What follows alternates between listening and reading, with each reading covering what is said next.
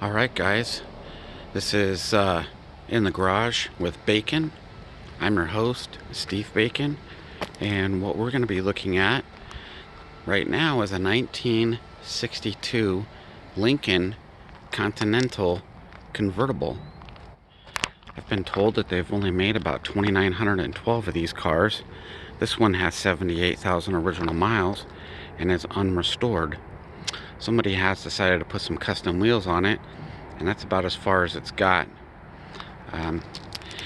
It has been painted 3 times. This is the 3rd paint job.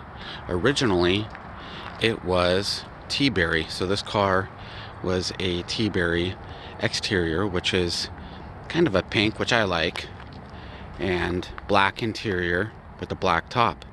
This car is original, has the original top, it looks like. Got the old window and the old-fashioned zipper in it. Still doing good. It's pretty worn. The top mechanism needs to be rebuilt on this car. So the top does not work, trunk does not work, windows don't work, but it does run, it does drive very well. I drove it several thousand miles in the condition that you're seeing it in, from Kansas City, Missouri to outside of Portland.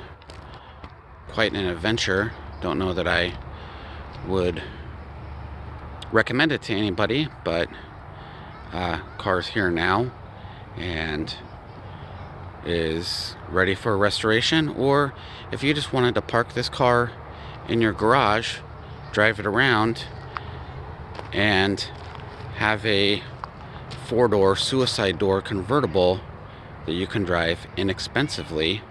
Does have some rust in it. It is an East Coast car that was garage stored. Pans are rock solid, quarters are solid, but there is some rust in it that you can see down on the bottom. A little bit of bubbling down on this quarter panel right here. A little bit of bubbling, but the chassis has a lot of the original leather still attached. Trunk needs to be fixed or replaced. That actually is fixable, but there is a guy that makes aftermarket trunk lids for these cars in Texas, I think. They're about $2,200. So, as you can see, this car, even though it's unrestored, it's in amazing condition for the age of it.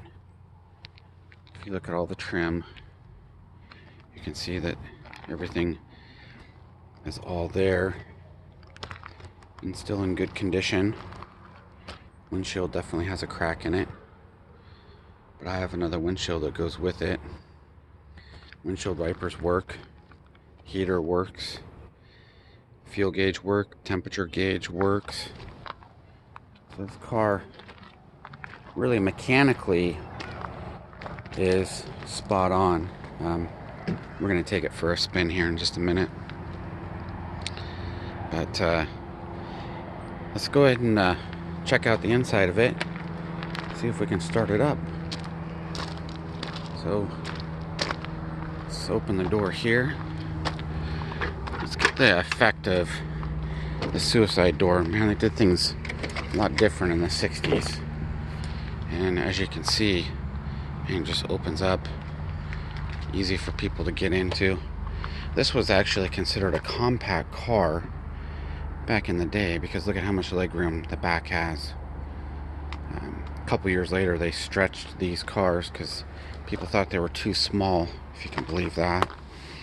So we're gonna go ahead and get in here and fire it up. Rev it up a little bit because it does have the original generator that you have to bring it up to around 2,000 RPMs for it to start charging. It's got a little bit of an exhaust leak on the right side. Nothing too bad. Let's go ahead and pop the hood take a look inside the engine compartment. Everything in there is all original. Actually has the latch on the inside, the passenger side, so if you had to pull over to the side of the road, you'd have to go around to the passenger side to open the hood as a safety precaution. So let's go ahead and take a look in there. Open that up. So, yeah, this thing is amazing. 430 V8 is a very good motor.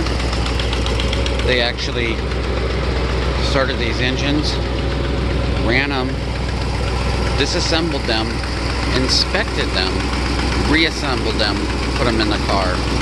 That's the kind of quality that went into these cars. They were all hand built. And you see this one runs well and looks very well. So if you have any questions, hit me up in the comments and I'd be more than happy to answer those for you. And